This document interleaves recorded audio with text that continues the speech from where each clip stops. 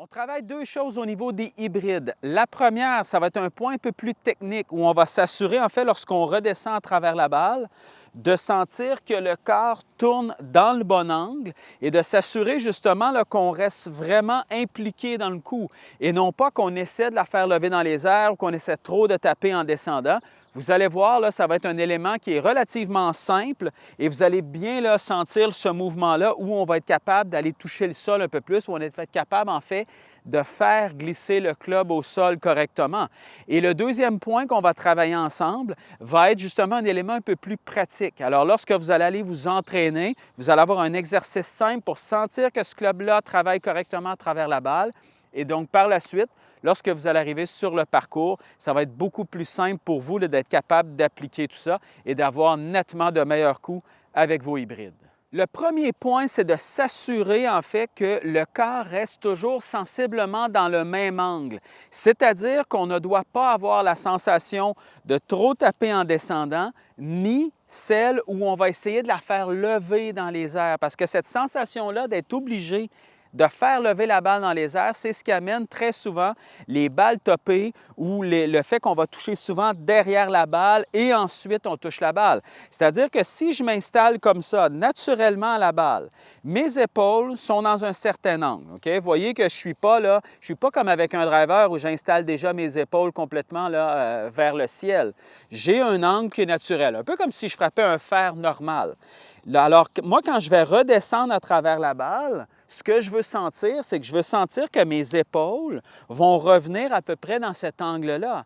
Et non pas de faire l'erreur qu'on voit souvent, c'est-à-dire on démarre avec les épaules dans un certain angle, et là, lorsqu'on redescend, bien, on lance les épaules dans les airs comme ça parce qu'on essaie d'envoyer la balle dans les airs. Plus vous allez, par exemple, démarrer avec des épaules naturelles pour ensuite redescendre avec des épaules comme ça ici, plus vous allez la topper et plus vous allez en fait avoir d'inconstance au niveau de vos contacts.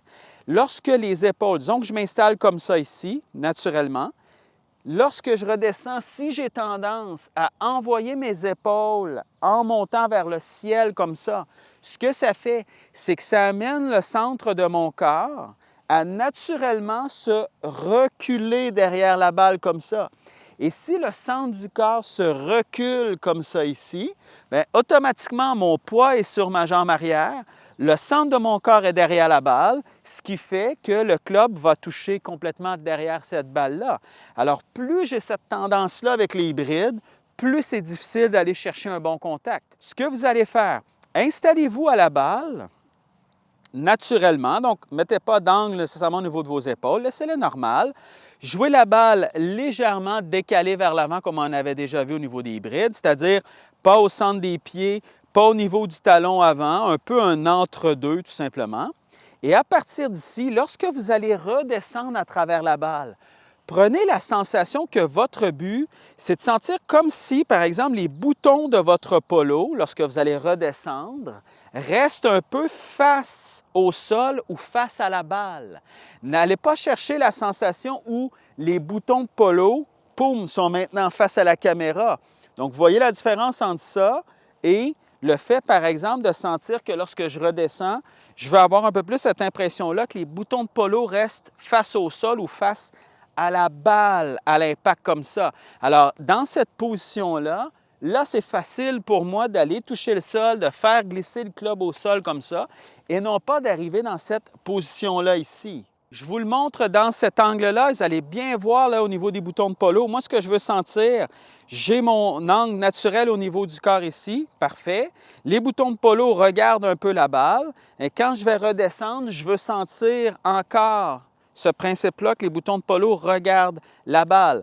Je ne veux pas sentir ça ici. Vous voyez la différence? Alors, c'est exactement ce que je ne veux pas. Je ne veux pas que mes boutons de polo ici regardent vers quelqu'un qui est devant moi lorsque j'arrive à l'impact.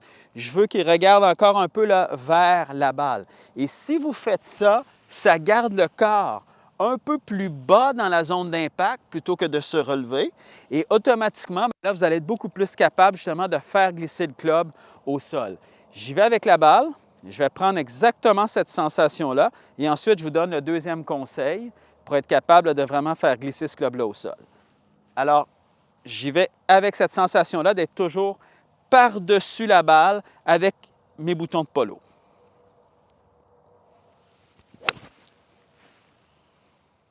Exercice pratique maintenant, en fait, lorsque vous allez vous entraîner pour mieux ressentir, premièrement, que le club doit glisser au sol pour que la balle lève dans les airs, mais aussi pour mieux comprendre qu'on n'a pas besoin d'avoir un contact qui est parfait. Et vous allez voir qu'avec cet exercice-là, justement, vous allez gagner énormément en confiance. Alors, ce qu'on fait, c'est qu'on place 2 tiges d'alignement au sol comme ça. Vous pouvez utiliser 2 tis aussi. Simplement, vous plantez 2 tis ici, à peu près là, à une longueur de prise, comme ça ici. Et là, ce que vous allez faire, c'est que vous allez vous installer tout juste à côté de ces 2 tiges-là ou les 2 tis. Et ce que vous allez faire, c'est que vous allez simplement vous entraîner. Premièrement, vous assurer de ne pas vous relever, mais vous assurer aussi de faire glisser cette tête de club-là au sol entre ces 2 tiges-là. Vous voulez que le club glisse le plus possible là, entre ces 2 tiges-là. Souvent, la problématique qu'on a, c'est qu'on commence à le glisser un peu derrière et ensuite le club se relève trop rapidement. Ou si vous avez tendance à trop écraser la balle, bien, ce que vous allez faire, c'est que vous allez avoir tendance à venir toucher là, même après la tige qui est devant vous comme ça.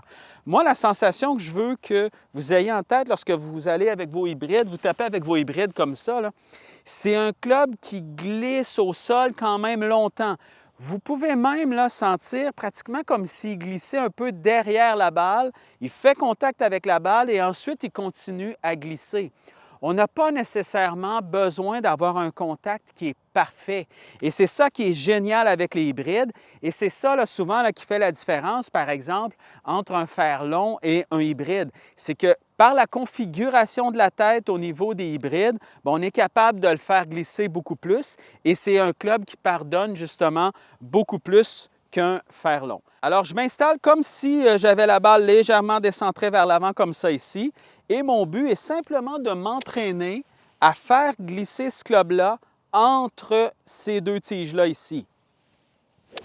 Et plus je réussis à faire ça, plus, lorsque je vais arriver avec la balle, si je prends exactement la même sensation, mais la balle va lever tout seul dans les airs. Et vous voyez que quand je travaille ce mouvement-là, et quand vous allez l'essayer, vous allez le sentir encore plus, mais quand vous allez faire ce mouvement-là, où vous le faites glisser, quand même légèrement derrière et ensuite légèrement après, bien, vous voyez que je ne peux pas faire le premier point que je vous disais où on aurait tendance à lancer le club dans les airs. Sinon, vous ne serez jamais capable de le faire glisser correctement. Alors, même principe, et ensuite, j'y vais avec la balle. Et justement, ce qui est génial, c'est qu'une fois qu'on fait cet exercice-là où on glisse le club au sol, bien, par la suite, lorsqu'on arrive avec la balle, on n'a pas nécessairement besoin de se concentrer justement là, OK, je vais avoir un impact parfait. Moi, ce que je veux faire, c'est de faire glisser ce club-là au sol entre ces 2 tiges-là. Si j'ai ça, je sais que la balle va lever tout seul dans les airs. Je n'ai pas besoin de me stresser. Est-ce que j'ai le contact parfait ou peu importe. Je vais simplement m'assurer de glisser ça au sol. Alors, je m'installe à la balle et une fois que j'ai ça, je vais chercher exactement cette même sensation-là. Et lorsque vous vous entraînez, justement, vous pouvez laisser soit les 2 tis ou soit les 2 tiges-là, simplement pour avoir un point de repère et vous assurer de vous concentrer sur les bonnes choses. Alors, je vais faire glisser ce club-là au sol. Et la balle lève automatiquement dans les airs.